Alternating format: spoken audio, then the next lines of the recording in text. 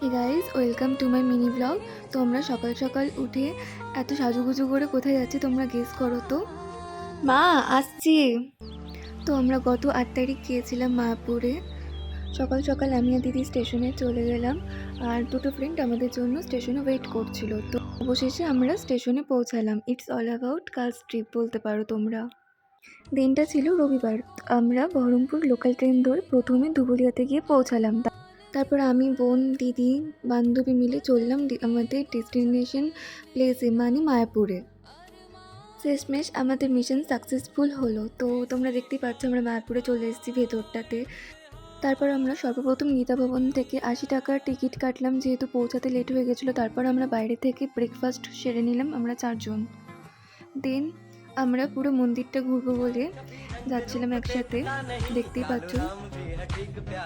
এই যে আমার বেস্ট ফ্রেন্ড, যাকে ছাড়া আমি কোথাও একা ঘুরতে যাই না। আর হ্যাঁ, একটা মিষ্টি বোনও ছিল আমাদের সাথে। তারপর আমরা সব কিছু ঘুরলাম, ঘোরার পর মায়াপুরের এই দর্শনটা করলাম।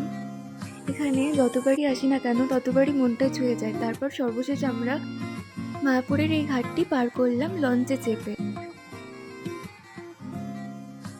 দূর থেকে মায়াপুরটাকে কত সুন্দরই না লাগে। তারপর আমরা স্টেশনে চলে এলাম নবদ্বীপের। তো বাড়ি যাবার রওনায়। ব্লগটা তোমরা পুরোটা দেখো, ভালো লাগলে লাইক, কমেন্ট, শেয়ার করে দিও।